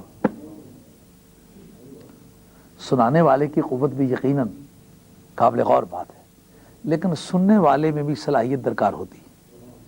آسمان سے رحمت کے ڈونگرے لے کے برسنے والی بارش رحمت ہی رحمت ہوتی ہے، لیکن کلر زمینوں میں کلر اگتا ہے، بارش کا کوئی قصور نہیں، بارش اپنے فیض پہنچانے میں بڑی فیاض ہے، مگر زمین میں استعداد نہیں۔ اس طرح اللہ والے رحمت کے ڈونگرے لیے ہوئے لوگوں کے دروازے کھٹکھٹاتے، ہم تو مائل بکرم ہیں، کوئی مانگنے والا ہی نہیں، جلوہ طور تو موجود ہے، موسیٰ ہی نہیں۔ تو ان لکم فی الانعام لعبرا، اللہ کے چار پایوں میں تمہارے لیے بڑی نصیحت ہے۔ یہ ایک نیا خطبہ شروع، یہاں ایک پرانے خطبے کا یہ کنکلوژن ہے، ان فی ذالک لآیۃ لقوم یسمعون، کہ یار جو باتیں کی ہیں نا، ان باتوں کو مد نظر رکھ کر کے یہ آخری جو جملہ کہا ہے کہ ابر بہاری برستا ہے، بہاریں جھولیاں بھر بھر کے پھولوں کی لے آتی ہیں۔ آپ اپنے وطن کا خیال کیجئے، جن کھیتوں میں آپ دیکھتے ہیں کہ کوئی سبزی کا نشان نہیں، چشمے زاغ سے بے رونق، کبے کی آنکھ سے زیادہ بے رونق زمینیں ہو جاتی ہیں، دوپہر کی دھوپ میں کھڑا ہو کے دیکھیں نگاہ نہیں جمتی، ایسا خوف کا منظر ہوتا ہے۔ جب موسم بہار آتا ہے، ہائے ہائے گلے لالا جھوم رہا ہے، سبزہ گتھم گتھا ہو رہا ہے، لہلہاتے کھیت گلے لگ لگ کے مل رہے ہیں۔ آپ کھیتوں میں سے گزرتے ہیں تو مکی کی فصلیں، جوار کی فصلیں، باجرے کی فصلیں، ان کے جھکے ہوئے خوشے اٹھ اٹھ کے آپ کی چھاتی پہ لگتے کہ نہیں؟ آپ کے بغلوں سے گزرتے ہیں کہ نہیں؟ کھیتوں میں سے گزرنا چاہتے ہیں تو فصلیں گتھم گتھائیں آپس میں، تو آپ راستے بھول جاتے ہیں، ادھر کا ادھر نکل جاتے ہیں۔ اللہ کہتا ہے بڑی شہادت ہے اس میں۔ یہ سابقہ خطبہ ختم ہوا، نیا خطبہ شروع ہوتا ہے، کہ ایک واز ختم ہوا، دوسرا واز شروع کرتے ہیں۔ فرمایا وَإِنَّ لَكُمْ فِي الْأَنْعَامِ لَعِبْرَةً، جس طرح زمین خشک میں رویدگی، بالیدگی، سرسبزی و شادابی، حد نظر تک فرش زمردی کا بچھنا، یہ ہماری قدرت کاملہ کی ایک بولتی چالتی شہادت ہے۔ اسی طریقے سے جانوروں میں، حیوانات میں، چار پایوں میں بھی تمہارے لیے ایک نصیحت ہے۔ کیا؟ ذرا دیکھیں کہ مالک الملک نے ذہن انسانی کو متوجہ کیا کہ کائنات کے ایک نقطے کو لے لو تو وہ اتنا بڑا علم کا ذخیرہ ہے کہ اس کا ایک ایک شوشہ، ایک ایک گوشہ، ایک ایک زیر و زبر، ایک ایک مدھم و پنچم، ایک ایک زیر و بم، ایک ایک نشیب و فراز، پوری پوری زندگی کی روایتیں لیے ہوئے ہیں۔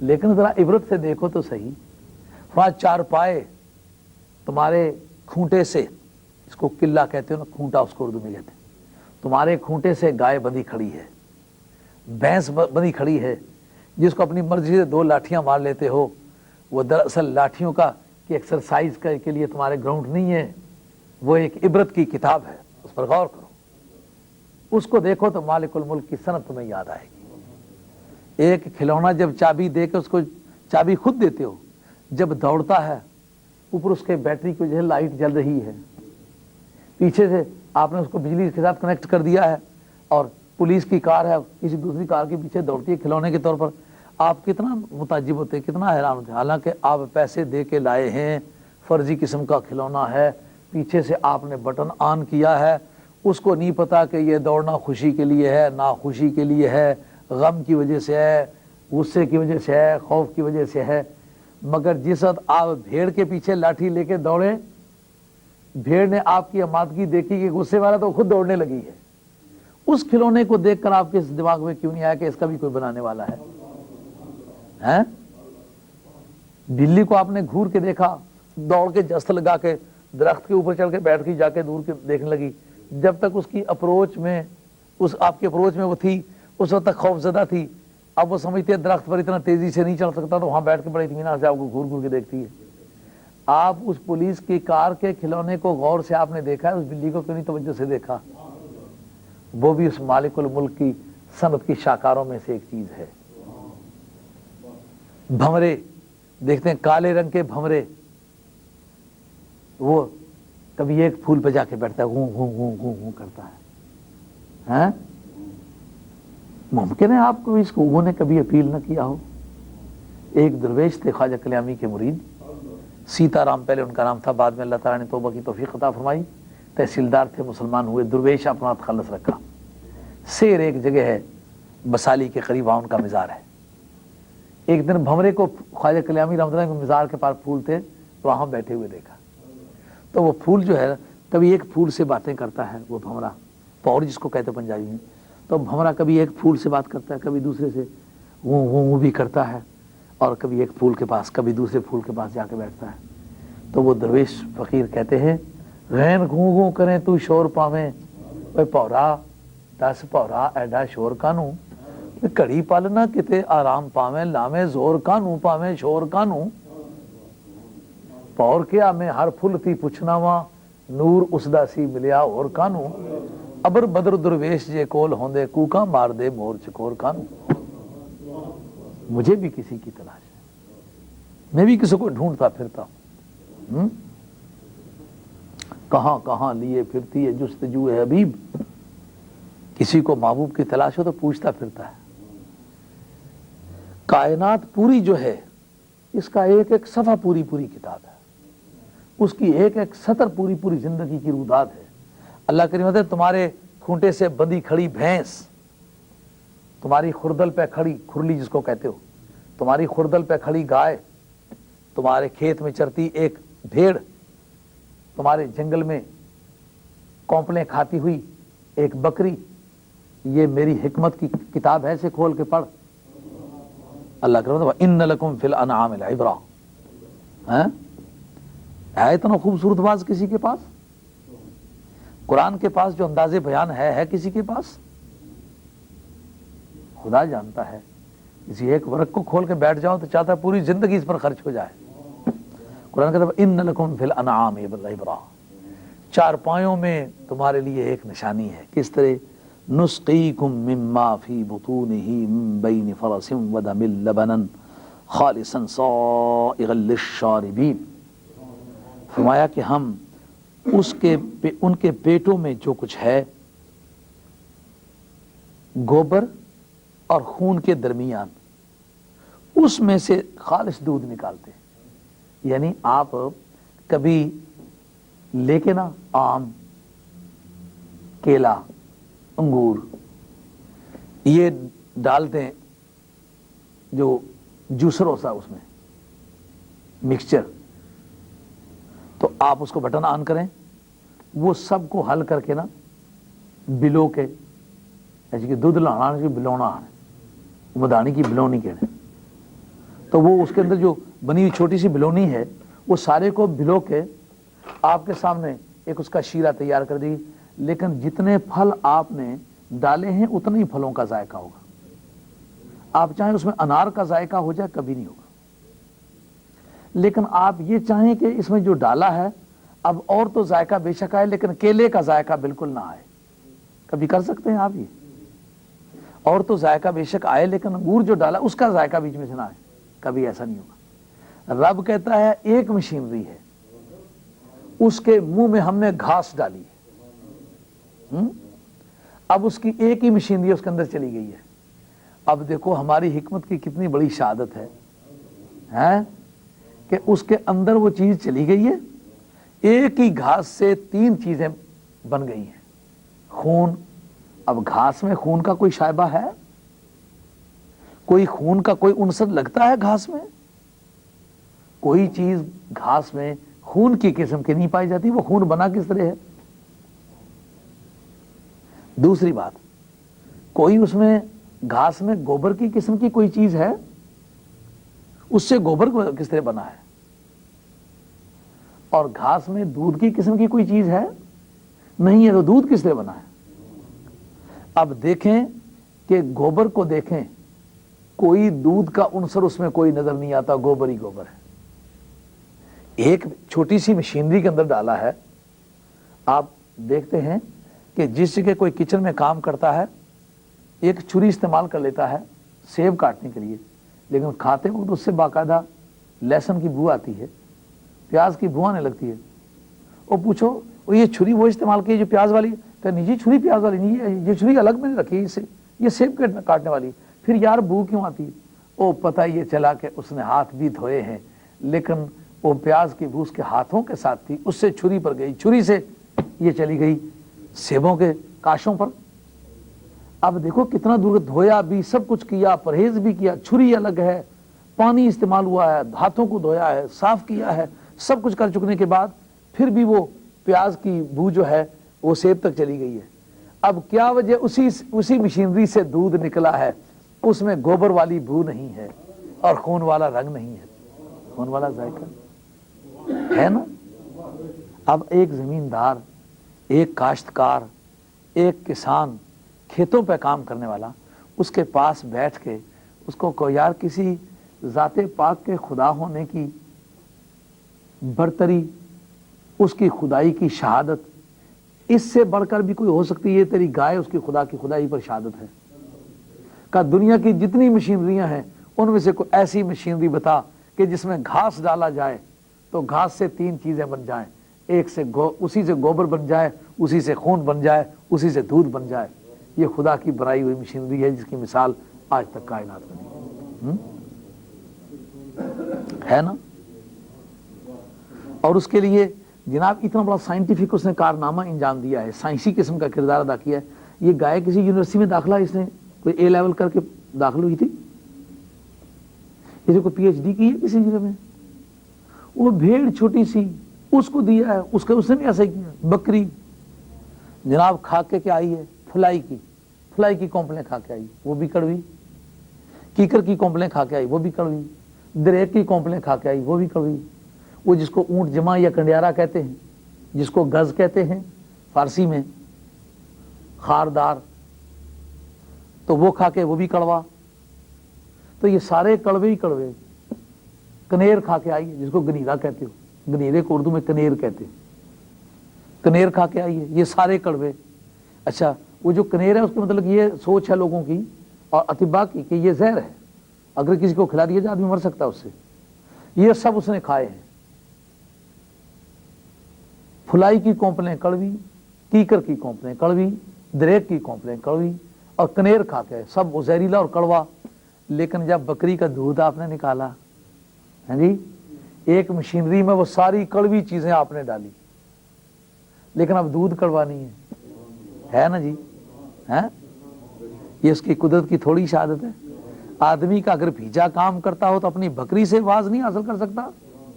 اس کے سامنے اس کی خاموش بکری خدا کی خدائی کی دعوت ہے کہ مان اس ذات پاک کو جس کے حکمت کے کارخانے تیرے گھر لگے ہوئے ہیں، کہیں پوچھنے کو نہ جا۔ دیکھ تو کوئی بھی حکمت جانتا ہے نا، ایسا کر، فلائی کی کونپلیں، کیکر کی کونپلیں، دریک کی کونپلیں اور کنیر کی کونپلیں، یہ چاروں اکٹھی کر کے ان کو کوٹ، دنیا کی کسی چیز میں ملا دودھ بن جائے۔ پوری دنیا کے دانشوروں کو کہہ کے وہ اس پر ابھی طاقت کا استعمال کرنے کا دودھ بنائے، نہیں بن سکتا، نہیں بن سکا۔ خدا نے یہ بکری بنائی، اس مشین میں ڈال اسے، چاروں چیزیں کڑوی، زہریلی، اتنی تکلیف دے، 3 کونپلیں انتہا درجے کی کڑوی اور چوتھی جناب اس میں زہر، لیکن اس نے کھا لیا۔ اطباء کہتے ہیں جو چیز کھاؤ جزوے بدن بنتی ہے اور اس طرح کا جز بنتی ہے جس طرح کی وہ چیز تھی۔ اب کنیر کی کونپلیں جو تھیں وہ تو کڑوی بھی تھیں اور زہریلی بھی تھیں، لیکن بدن میں گئی ہیں۔ کس کا عقیدہ ہے کہ بکری کا دودھ جو ہے وہ زہریلا ہے؟ پہلوان لوگ بکریوں کا دودھ پیتے ہیں، وہ کہتے ہیں یہ دودھ بڑا ایکٹیو ہوتا ہے، اور اس کا تجربہ کیا، واقعی تو بڑی ذہانت ہے۔ محبوب کبریا صلی اللہ علیہ وسلم نے بکری کے دودھ کو بڑی ترجیح دی اور حضور اپنی بکریاں خود دھو لیا کرتے تھے۔ اللہ تعالیٰ فرماتے کہ نسقیکم مما فی بطونہ من بین فرث و دم، گوبر اور خون کے درمیان سے خالص دودھ بناتے ہے نا۔ آپ کے کچن میں کتنے دور رکھے ہوئے ہیں پھل اور پیاز، چھریاں کتنی الگ الگ رکھی ہیں، ہاتھ بیچ میں ایک لگ گیا تو سب کو ایک کر گیا۔ ایک چھوٹی سی مشینری میں کتنی چیزیں ڈالی ہیں، تو ساری ڈلنے کے بعد چیز وہ بن گئی جس کی توقع ہی نہیں۔ دودھ کا کیا رشتہ بنتا ہے کنیر کے ساتھ؟ واہ۔ اور اکوڑا کھا کے آئی، جس کو آگ کہتے ہو نا، اردو میں اس کو اکوڑا کہتے ہیں۔ اکوڑا کھایا ہے، کنیر کھایا ہے، زہریلی چیزیں کھائی ہیں، لیکن دودھ بڑا پاکیزہ دیا۔ کہ یہ میری حکمت کاملہ کی بڑی شہادت ہے۔ صائغا للشاربین، पीने वाला आसानी से हलक से उतर जाता है। अगर कोई कड़वी चीज़ होती कभी ना उतरती। ये देखो कैसी कैसी मशीनरियाँ, रेवड़ों के रेवड़ दिए ये लोग, हमारी नेमतें हैं। एक ही खिलौना लेके आते हो, कितने पैसे दे के आते हो, वो आपको बिजली भी खाता है, बटन भी दबाते हैं, और वो नफ़े खसारे को मद्देनजर रखे बगैर दौड़ता है, तो आप खुश हो जाते हो, वो बड़ा शानदार खिलौना, पता नहीं किस कंपनी ने बनाया यार। उस कंपनी को क्यों नहीं तलाश करते हो कि कई 100 बकरी आपके रेवड़ में है और वो छोटी छोटी मशीनरियाँ आपके घर में हैं, आप मुख्तलिफ तरह के मवाद लेके, स्टफ़ लेके उनके मुंह में डालते हैं, तो जनाब गोबर बना के आपके खेतों में खाद है जी।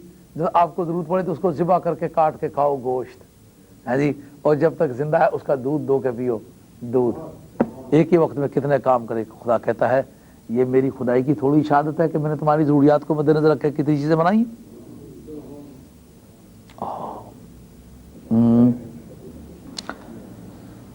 मेरा ख्याल है कि ये टाइम ज़्यादा निकल जाएगा, ये 66 तक ये रहने दें, आप नमाज़ पढ़ें क्योंकि घंटे से ज़्यादा टाइम हो गया है।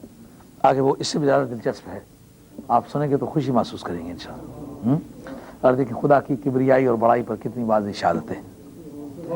और रूमी इसी को फरमाते हैं कि गर मुदब्बिर नेस्त इन तदबीर चीज़, गर मुसव्विर नेस्त इन तस्वीर चीज़। अगर कोई तदबीर करने वाला नहीं है तो ये तदबीर किस तरह हो रही है। एक मशीनरी चल रही हो तो आप किस तरह समझ सकते हैं कि ये खुद ब खुद ही चल गई होगी। हाँ, अगर कोई फोटो बना हुआ देखे तो समझ सकते हैं कि ये फोटो वैसे ही बन गया होगा, सैलाब आया हो गया, फ्लड से ये फोटो बन गया, ये आप मान सकते हैं। एक फोटो किसी हादसे से नहीं बन सकता, तो बंदा किस तरह बना है अगर कोई बनाने वाला नहीं है। तो ये सारी कायनात के रंगो बू इस तरीके से सजाए गए हैं, अगर कोई बनाने वाला नहीं तो ये कैसे सजे। नहीं, इसका कोई बनाने वाला है।